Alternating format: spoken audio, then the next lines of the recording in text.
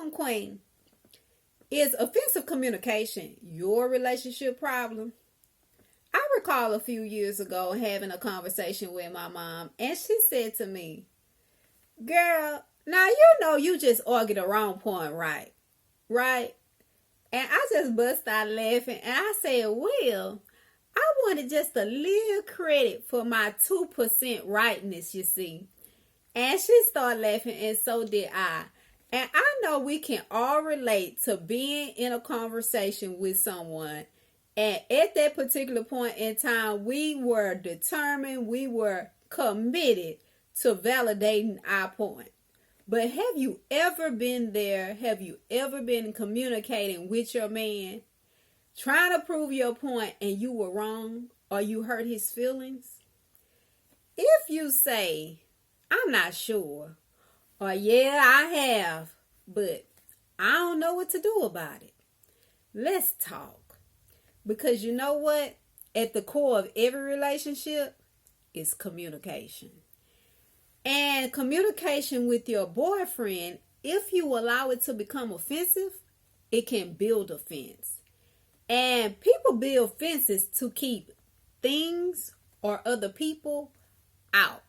And so I know the last thing that you would want to do is have offense in your relationship, especially one that you built. So, what is offense? Y'all know I like Webster's, right? Yeah. So I'm going to go to Webster's. And Webster's tells us 6 things. And I'm going to share all 6 of them with you. Not because I don't think that you're intelligent, but because I know we have the tendency to have a default definition. And when we have that default definition of a word, that's typically the only one that we tend to recognize, especially when we should be considering reflection for correction. So Webster tells us offense. Number 1, sin or crime. Number 2, creating of resentment. Number 3, a feeling hurt, angry, or etc. Number 4, something that causes anger. Number 5, the act of attacking. And yes, you can attack with your words.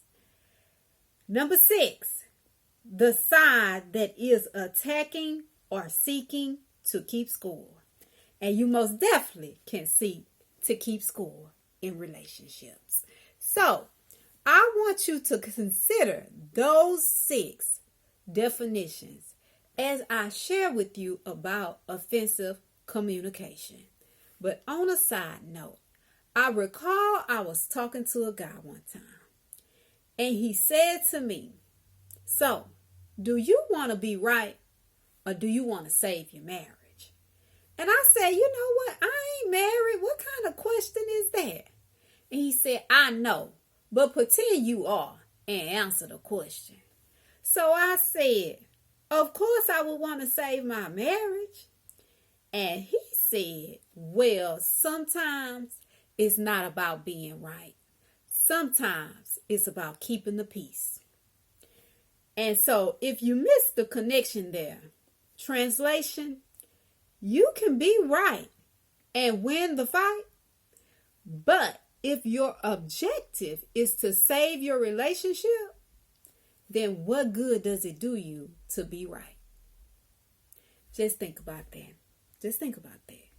Now, when we think about those 6 definitions to offense, I want you to know that I know that you want to win in both love and life. And I think that you should. And still, if offense is at the heart of your communication, it could become a problem and ruin your relationship.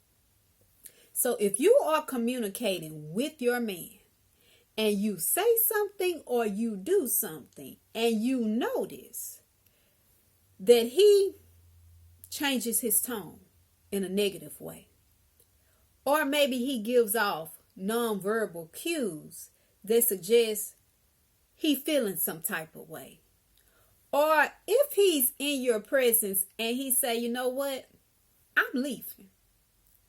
Or he even opts to give you the silent treatment. In those instances, you might want to pause.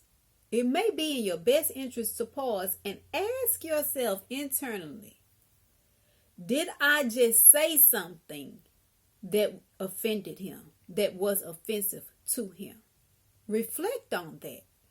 Because typically when we offend someone, they don't always tell us in the moment, in real time, that, hey, what you said or what you did, that offended me. And I feel some type of way about it. They don't usually do that.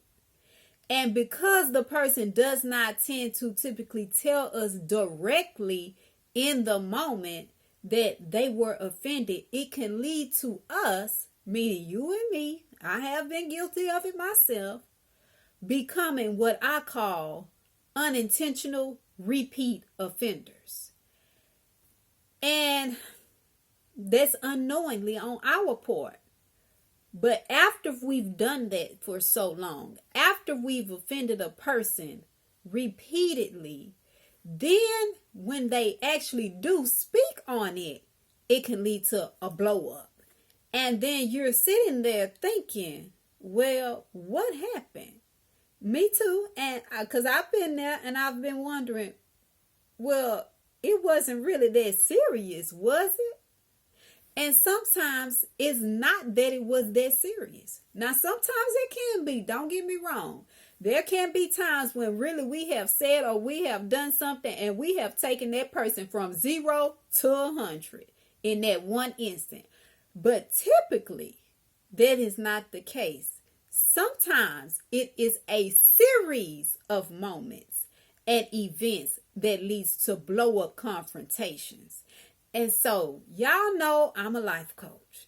So if you want or feel like a one-on-one would be beneficial for you, you can book a time that suits you the best. And if you need help with offensive communication, we can work on it, you and me. The link is below. Now, on the other hand, if you know, hey, I offended my man, you know you did, then I want you to be bold enough to own it.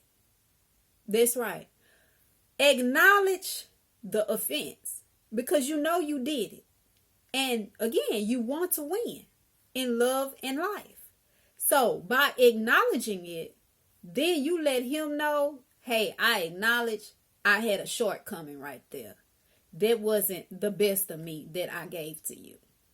And here's the thing. Don't just acknowledge it. Take the time to sincerely apologize. Now, I ain't talking about getting on your knees and be slobbering and doing all that. But sincerely apologize.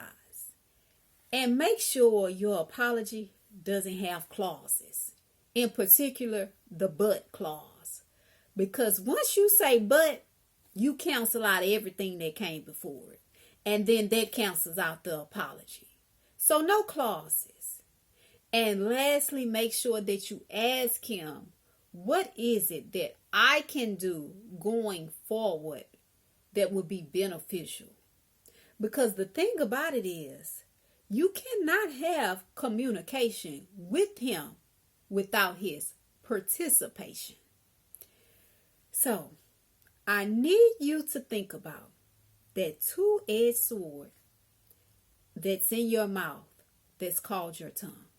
Because with it, you can build or you can burn. And you can also develop or destroy. As always, I'm Sam telling you, 24 hours doesn't seem long, but in 24 hours, you could change your life. So go ahead and do something life-changing now.